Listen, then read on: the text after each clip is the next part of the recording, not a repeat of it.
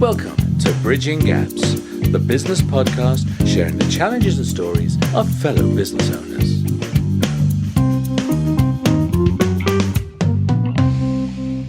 Hello, this is Deborah Levitt. I'm in conversation with James Sinclair this week. James is the CEO of Partyman and co-founder of Entrepreneurs Network. Please join me in welcoming James to the show. Hello and welcome, James. Thank you for joining me today. It's my pleasure.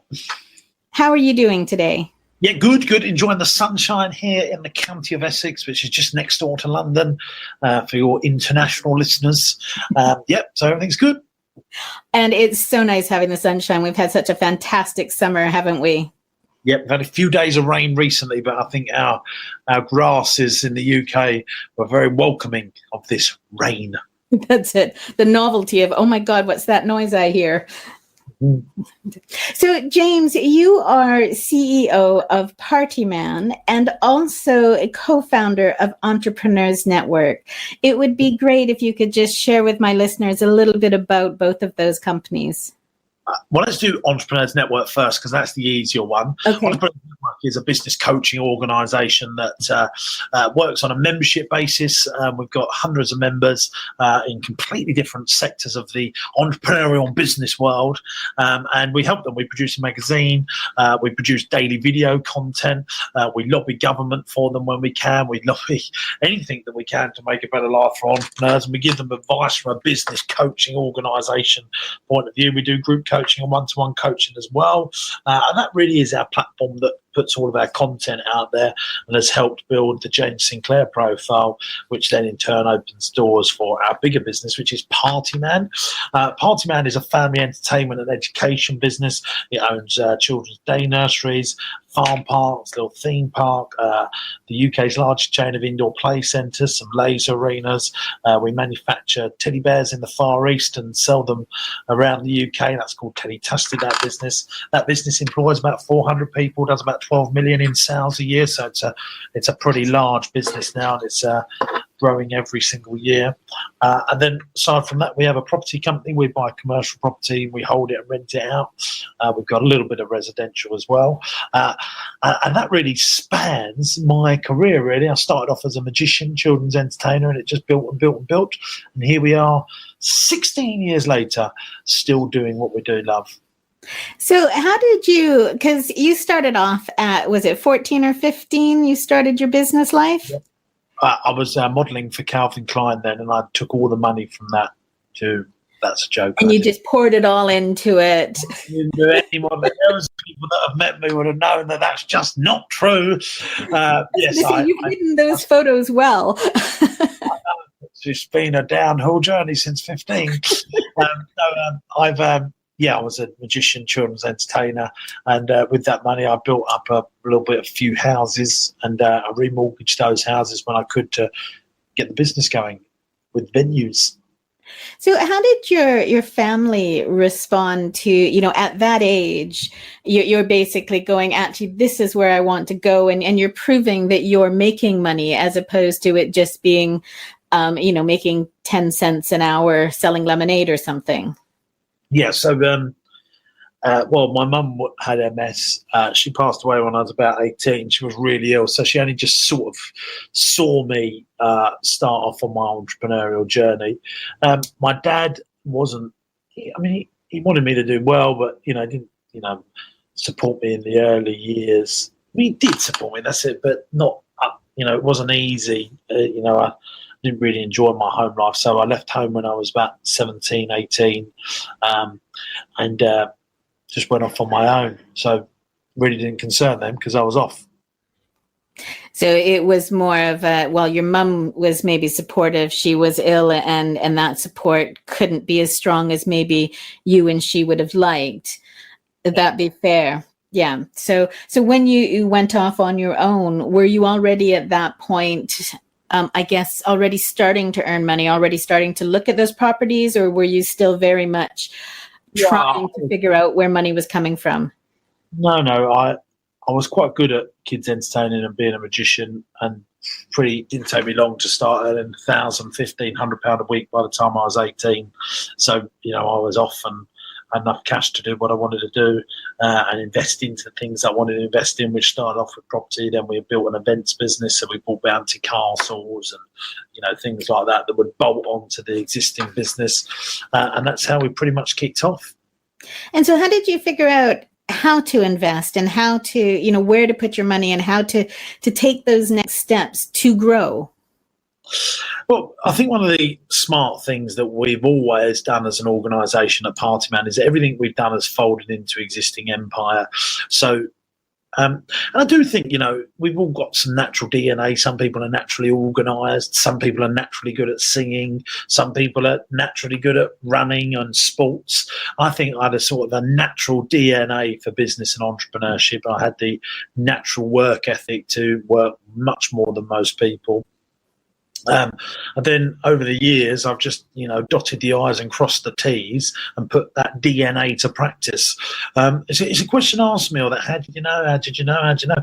A lot of the things, through reading some books and I just naturally got stuff, I knew that if you bought something for £1, you sell it for £2, and it just came quite naturally to me. But, I wasn't lazy. I had natural, I'd happily work 7 days a week till midnight every night to get over the line. And, that was the difference, really. It's not just about being smart. It's about if you can put smart work and hard work together, then you should get some positive results. Yeah, because as you say, if you're smart, but you're just sitting there and waiting for it to happen, then the odds are that it's not going to happen. And I do think, you've got to have some natural DNA for entrepreneurship if you want to win through. You could never teach me to sing. I cannot sing. I haven't got the natural DNA to be a great singer. But, I think I've got some natural work ethic for entrepreneurship, and therefore I put that to work and practice. Yeah, can I improve it? Absolutely. But there was some, natural wanting to do it there in the first place. And it is interesting. I know a friend of mine whose son is now in his 20s. He clearly showed from I would say 10, 11, those entrepreneurial tendencies where he was, he'd say to me, right, Deb, I'm trying to buy this now. So he would be washing cars or they got chickens so he could sell the eggs. And so as you say, sometimes that just starts to shine through individuals at quite an early age, which it isn't true of everybody, exactly as you've said, around the DNA, what we can naturally do.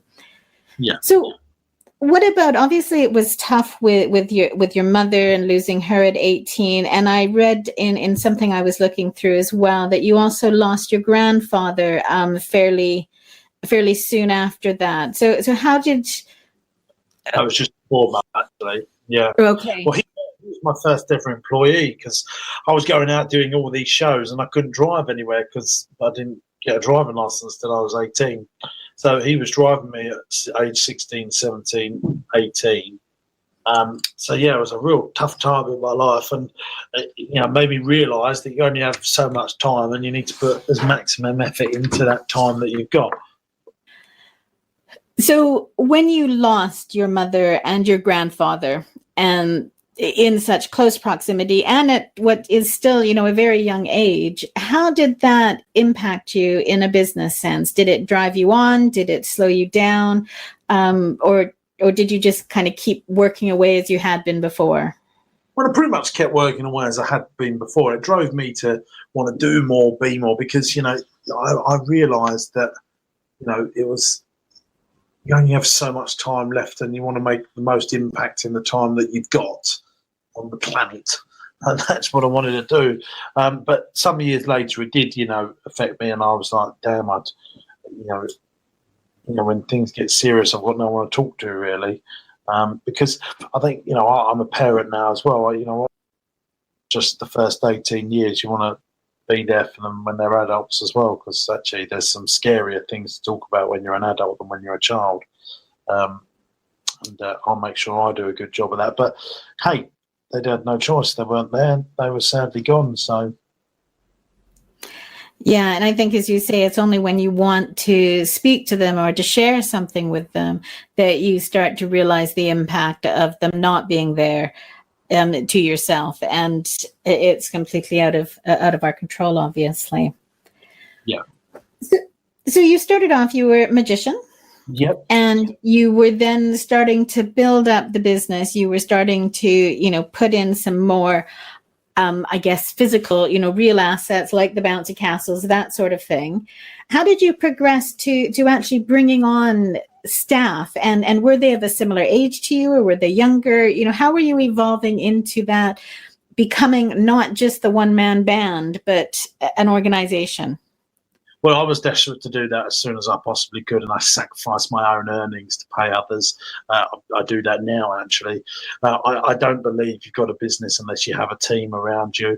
I think most people are in the game of building a profitable job, and I was desperate to build a profitable company that could work without me doing the day-to-day stuff. First person I employed was a cleaner, so I didn't have to do any cleaning home, so that it freed me up to do more sales calls. Second person was an administrator. That took all the admin stuff off of me so that I could do all the higher level stuff. So I was always looking for, right, how can I sack myself from that role? How can I sack myself from that role so that I'm out there doing more higher value stuff? And I think it's a really valid point that you've made there about most people are building themselves a job and not an organization. Do you find that, with Entrepreneurs Network, do you find people who are coming onto that who are in exactly that situation, that they think they're trying to build a business, but they're creating a job? Yeah, I think it's a DNA thing again.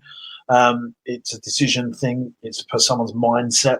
Some people have a mindset that they want to be time rich, and get back their time, and that they want to employ people. Other people will put all the barriers in their way to stop them from employing someone.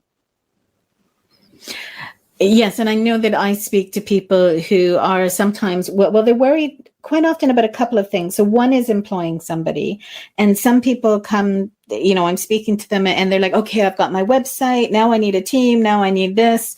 Now I need this. And is it, well, hang on a second. You might want to start actually, building some business first before you start doing all of those things. They're not bad things to do, but not necessarily the very first thing. But then there are the others who don't want to do it and who are getting stressed, who are getting all of that pressure, doing the admin, cleaning the house, taking everything on themselves. And also there's an avoidance that I've seen of wanting to go over that VAT threshold. So almost like another fear holding you back. And is that something that you experience as well with the entrepreneurs that you're working with? Yeah, absolutely. I mean, there's both. I mean, the VAT thing. So the first question, let's say the first thing you said there. Everyone wants to do everything but sales. So there's some people that are so operational. I'll start selling when the operations are perfect. When I always say, get some sales in, then put the operations in. It should always be sales before operations, because if you've got no sales, everything's going to come to an end eventually anyway. So you've got to make sure you're focusing far more time on selling products and services, so that it affords you to do really good operations. Everyone wants to employ people for sales and not operations. And the truth of it is, it's far easier to get an operations person than a salesperson. So make sure you're out there doing the selling, because a really good salesperson is much more expensive than a really good operations person.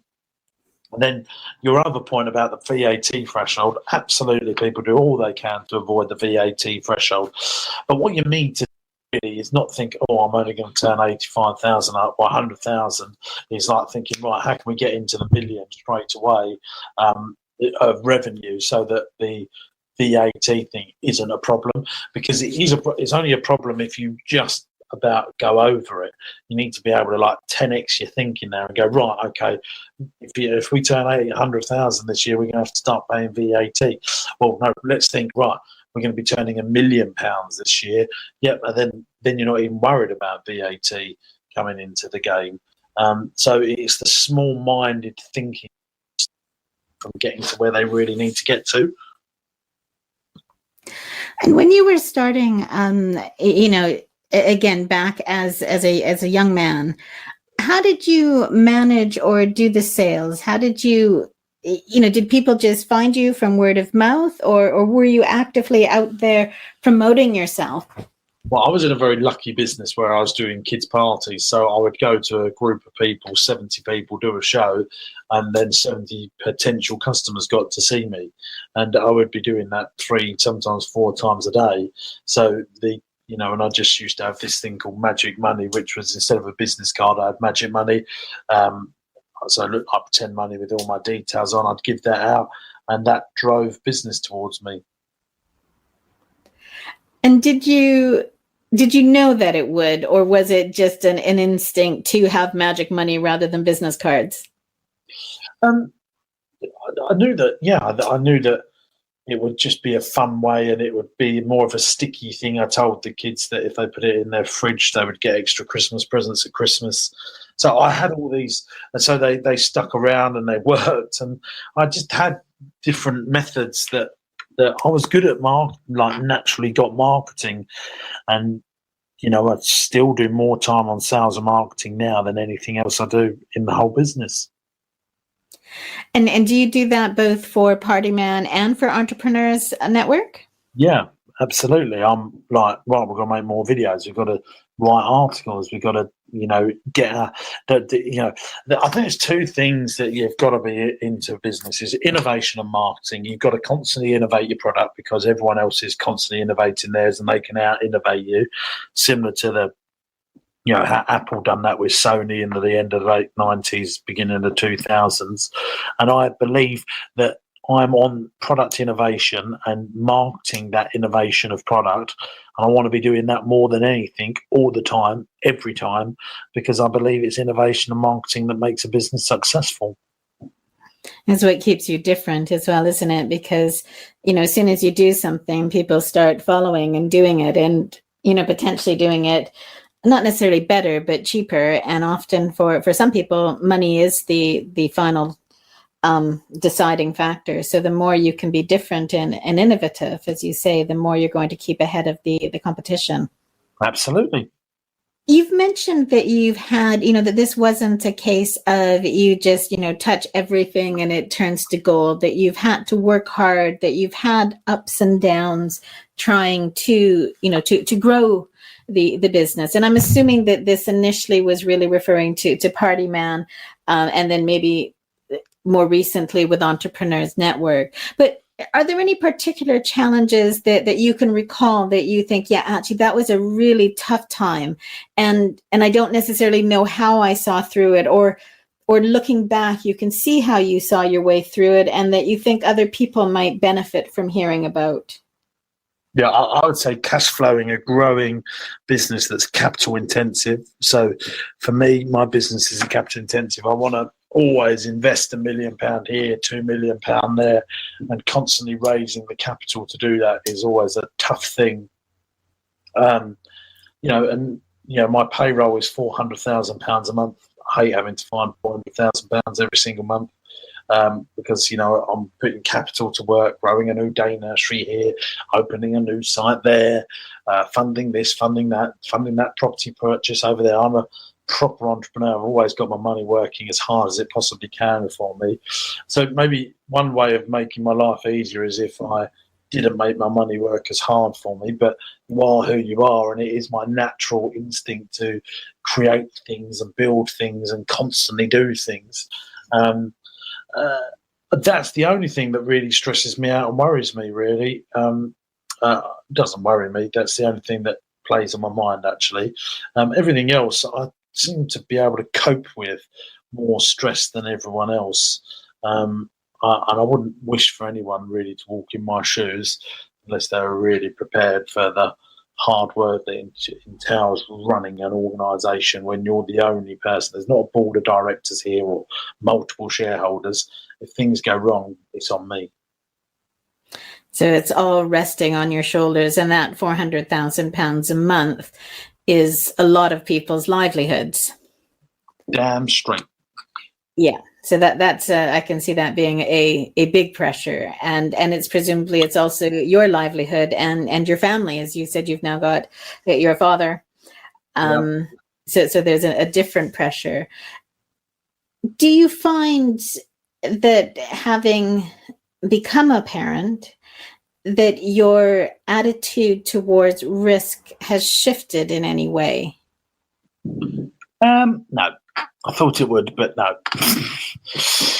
The only thing that's changed is I want to spend more time with my family, where I was prepared to sacrifice my other spare time outside of work to do more work stuff. I would like now to spend more time with my family, and not have to think about work as much. But I can't help it, my body might not be here, but my mind's still at work, and that is, again, it's who I am. I try my best, but my mind is a workaholic. Just as much as I can relax my body, the mind still goes. And is there anything that you do or try to do to I guess, to calm your mind and to have those moments of, I guess, peace? Or do you just accept that, no, actually, it's pretty much always on, and that's the way I am? What helps me is actually movies. But I love watching a movie. It does stop me from thinking about work. A really good movie. However, though, or books. But if I choose to read a book, I'd always choose to read a business and entrepreneurial book, and then I'll go, oh yeah, we could do that. Boom. And then on to how I can implement what I've learned there into business. When you're watching a movie or things like that, are you able to switch off? And, is it fully occupying your mind, or is there still a little corner that's wondering about, whatever is next for your business? Yeah, well, I can't turn it off, and I am always thinking about what's next. So, yes, that is what I'm always doing. And when you're looking, so I looked at some of your videos and things as well, and you are, from what I've seen, you're still very much a showman. You're putting on a show as well as giving people valuable information, whether that's about how you're feeling, as in the video that I saw from the other day around the stress, I guess, or disenchantment with the land. Sorry, I forgot what they're called. The landlords. Thank you. Yeah, with them making all of the money and potentially putting people out of business because of the demands that are on you, and the council as well. But do you find that energy is just something which, so once you've done those things and you're putting on that show, is there a down for you? Has that taken a lot of your energy away, or is that feeding your fire to just, explode onto the next thing? Yeah, things get me down, but I don't let them get me down for. Now, some people, they just down all the time. I can deal with things that most people just could not deal with, and it'll only get me down for a day, and usually the next day I'm back to normal. Or worst case, it'll keep me down for a couple of days at the very most. The big thing about running a big, growing entrepreneurial beast is if you cannot manage stress, you can't manage the success, because bloody hell, being successful means that you have to put more money to work and do more with things, because capital erodes, it decreases in value.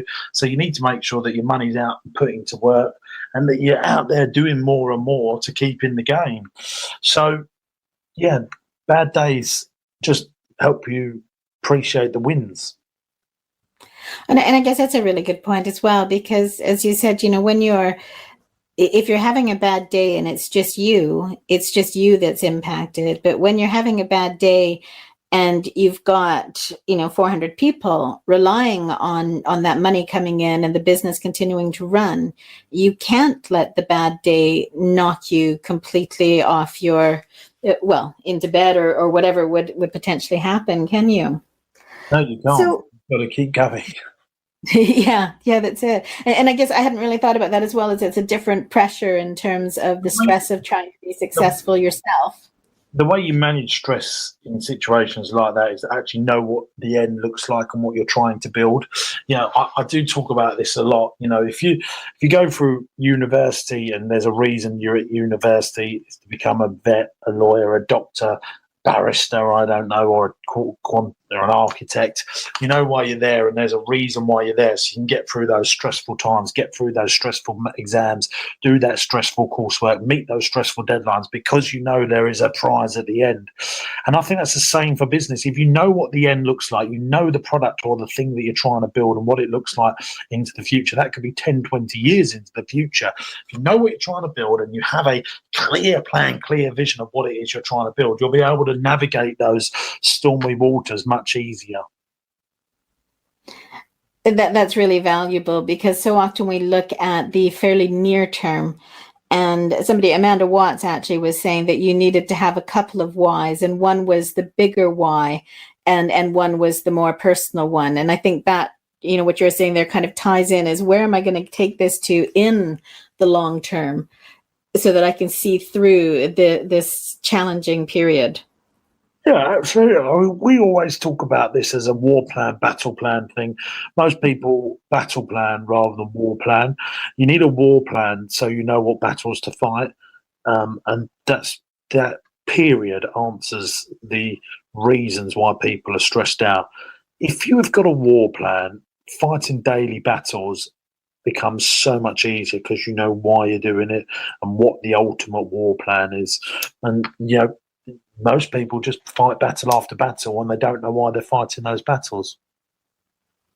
Yeah, and then that gets you down, because you do feel like it's just one battle after another. And if you can't see that you're making progress or getting towards whatever your aim was, then it is much harder to keep fighting on. Absolutely.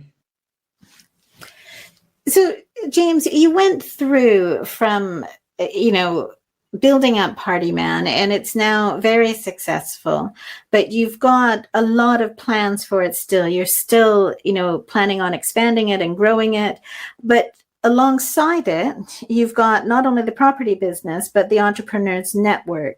What made you decide to branch off into the business coaching, into that aspect, as opposed to just focusing your time on Party Man? I've got a real strong belief that if you've got a profile like Richard Branson, Steve Jobs, Stelios, Bill Gates, that more doors will open for you, and that you will pull opportunities towards you rather than push for opportunities. And I wanted a platform that would help build my profile, and that was very, very important to me. I always made sure I did that in my early business. So my children's entertainment alias was Jimbo the Party Man. I'd go out and do all these shows and get known for it, and that sort of magnetized opportunities towards me. Now I want to do that as a CEO for the business. I get to meet people from really good banks, from private equity houses on the back of my profile. That massively helps my business. That's reason number one.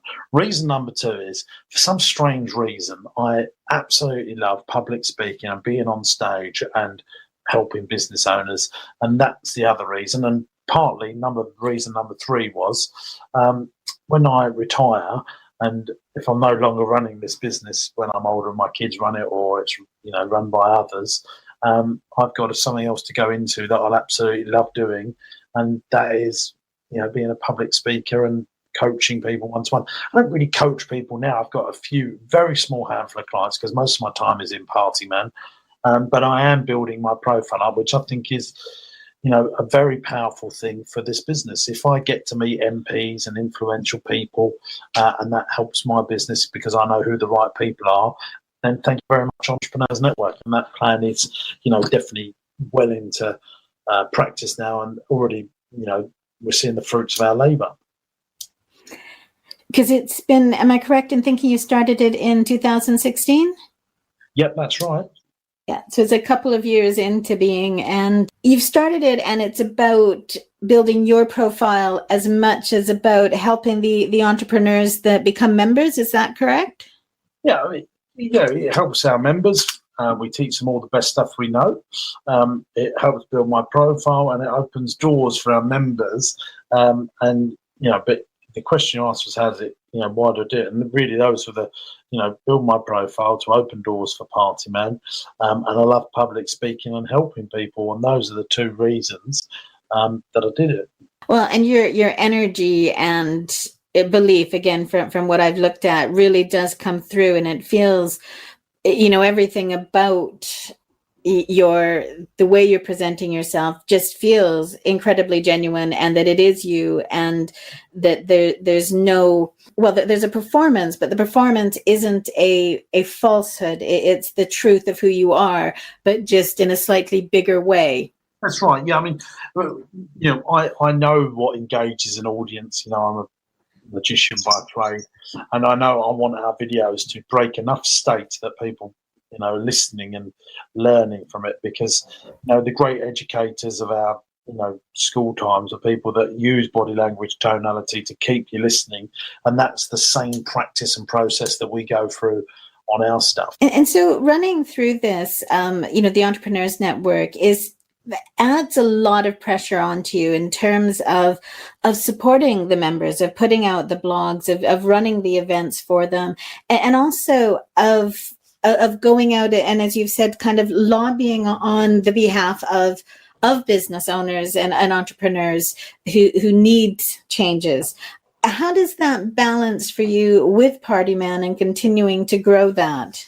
How do you mean? I guess being drawn in maybe slightly. Sorry? Where do I put my time, in Entrepreneurs Network or Party Man? Well, or how do you feel that you're... So there's one element of Entrepreneurs Network, which is that by building your profile, it's helping Party Man. But then on the other side, it's also putting demands on your time, and Party Man is putting demands on your time. And how do you maintain a balance between those and your family life?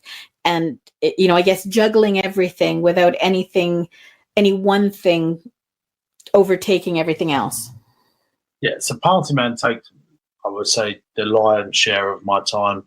And then EN takes the next level. I mean, some weeks it'd be EN taking more time. Other weeks, Party Man will take more time. But, on the balance, Party Man takes the most time. And then I try not to work too many weekends. And then I'm with my family in the evenings and weekends. And did you find that you had to make any sort of changes in terms of how you approach business or how things worked when you went from the Party Man, which is obviously, a B2C going out to people, to the Entrepreneurs Network, which is a B2B? Were there any learnings or things that you came across in that process, or was it just a very natural shift? No, I mean, it's still looking after members. We put on events, which is not so dissimilar to Party Man and its operations. It is a different business, but the mechanics are the same. We look after members, we look after regular customers, and we are, trying to educate people, and we try and do that in an entertaining way so they get the content and can put it to practice. As you say, just a slightly different angle that it's coming in. It does sound wildly different, and it is wildly different, but the way we look after customers and is no different in each organization. So the customer focus remains the same. It's just that they're different types of customer. Yes, that's exactly it. Right. Okay. No, that makes sense. I understand. I get that. How would you, if somebody came to you and they said, right, James, I'm thinking of starting my own business and I just really need some advice, what would the kind of top things that you might say to them to consider, or, what should they think about before they take that leap, assuming that they're taking a leap? Okay, yeah, I've got a few things here. I would say make sure you've got margin in your product. Make sure that you're building a product or a service where people can buy from you regularly. Make sure there's a chance for residual income, so you're not starting from zero each month. Make sure that you have an end in mind for your business. What does the business look like in 5 years' time? Make sure you've got that very well documented. Make sure that you don't need super expensive team members.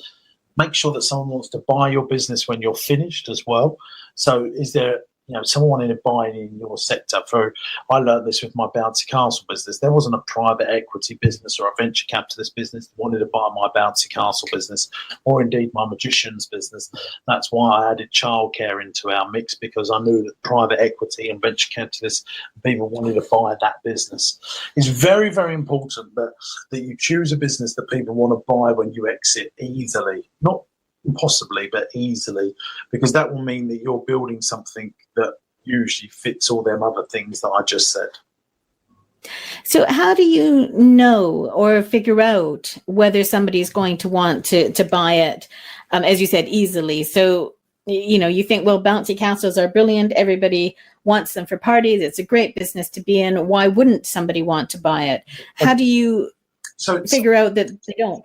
So even if the number's the same, if you build a bouncy castle business that turns £1 million, that makes £150,000 a year profit, if you build a childcare business, a day nursery that turns £1 million and makes £150,000 profit. So on the face of it, the numbers are exactly the same. But I would always choose to buy the day nursery business over the bouncy castle business, because 9 times out of 10, the bouncy castle business is run by a key man individual. It's seasonal, so it'd make all the money in the summer and none in the winter. You would have to completely and utterly rebuy new equipment all the time as it gets worn out. And you'd have to find new customers every month, because once someone's house a bouncy castle from you, they wouldn't want to come back the week after the week after. They might do it once every 2 or 3 years. So there's some problems with that business. However, on the face of it, it's got good revenues and good profitability. Let's move over to our day nursery business. £1 million turnover, 150,000 net profit. This business is run under complete management. Once the customer signs up, they stay with you for 4 years. Then at the end of the period, there's tons and tons of people that would want to go and buy that business, and they'll be using OPM, other people's money. So they'll be using pension fund money, they'll be using venture capitalist money. And there is, a catalogue of stories on the internet of people that have sold those businesses for really good multiples, and there is none on the internet where you'll find someone that's sold a bouncy castle business for really good multiples. So it's all down to research and knowing what you want to build before you start. And that's what venture capitalists and private equity businesses do so well. They have a set of criteria for the type of business they want to buy, because they know that they can do that really well. It all comes down to the word easily. I'm not saying it's impossible, but you want to choose things that are easier than other things. So selling a profitable day nursery business would be very, very easy to do. Selling a profitable events key man driven business would not be impossible, just not as easy as the day nursery business that I described, because people want to buy things that they can fold into their existing empire, rebrand, leverage off of their existing management team and keep growing it. It's basically the rule of thumb. If you can get it run under management easily, this is the word that keeps coming up, easily. So we're trying not to just do the impossible. It's always possible, but we don't want to make it hard work. And it comes down to this thing that I talk about. Is it, do you choosing the difficult option or the easy difficult option? And try and go down the easy difficult rather than the difficult. And let's face it, going down something with the word easy in it always sounds better than going down the route of something that's just got difficult in it. Yeah, I mean, the phrase that I use is easy difficult, because it's still, setting up a profitable day nursery isn't a walk in the park. Yes. It's, in my view, in the easy difficult camp rather than the difficult camp. So it's still difficult, but I'm saying it's easy difficult, not difficult. So we've talked already a little bit about how you manage your health and well-being and trying to stay with the family at weekends, and that's become more important to you as you've now got the family around you. Are there any other things that you do? So you've mentioned that you're at Marsh Farm, and that's got ponies that one of whom's almost a horse. But do you find that being around the animals or being on the farm or being in any particular environments also help you to just generally feel better, and eating calypsos? So yeah, I have personal trainer that comes and sees me at home before I go to work, 3 1-hour sessions a week. And then I have meal prep delivered to me at work as well. So it's only now when I'm out and about that I, eat the naughty stuff when I go out for dinner and stuff, meetings. But I'm trying, as I've got older, to definitely invest time into exercise and eating better.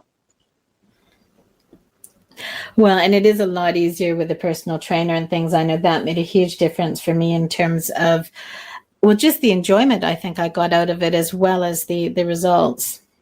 Yeah, I don't enjoy it. I just know that I need to do it. Whereas I had a personal trainer who I basically just whinged to throughout the session, which, and we just had a bit of a laugh, which was nice. It made it pass far more quickly. Good stuff. Good stuff. Yeah. So, James, is there anything else that you'd like to touch on or to share just before we wrap up? Yeah, well, I think if you really enjoyed some of the content that I've spoke about here and you've learned some stuff, I mean, check out, we've got our own little podcast as well. I don't know if I can say about that. It's called the James Sinclair Q&A show, where people have put questions on our videos on the internet. So we produce, I have someone called Chudlington, or Chudders, follow me around my businesses and puts out a daily sort of documentary of me running my companies. And we put a video out every day, basically. And there's some full keynotes, and they're all on YouTube. You can just search James Sinclair Entrepreneur on YouTube. I'll come up. You can follow me on LinkedIn, James Sinclair, or on Facebook, James Sinclair's Entrepreneurs Network. And then the podcast is out. It's called the James Sinclair Q&A show. All those things, if you really want to increase your entrepreneurial learning, they're all free. And we're putting that stuff out every single day. And hopefully that can help some people in their business life. That is really fantastic, James. And I will put up links to everything as well when the podcast goes out, and also on the guest gallery, so people will be able to find it easily. And I will be checking out both the podcast and some more of the videos myself. Thank you very much. Lovely talking to you. Lovely talking to you as well. Thank you very much, James. Bye-bye. Bye-bye. Cheers. I've been in conversation with James Sinclair, CEO of Partyman and co-founder of Entrepreneurs Network. You'll find all of James' contact information in the show notes.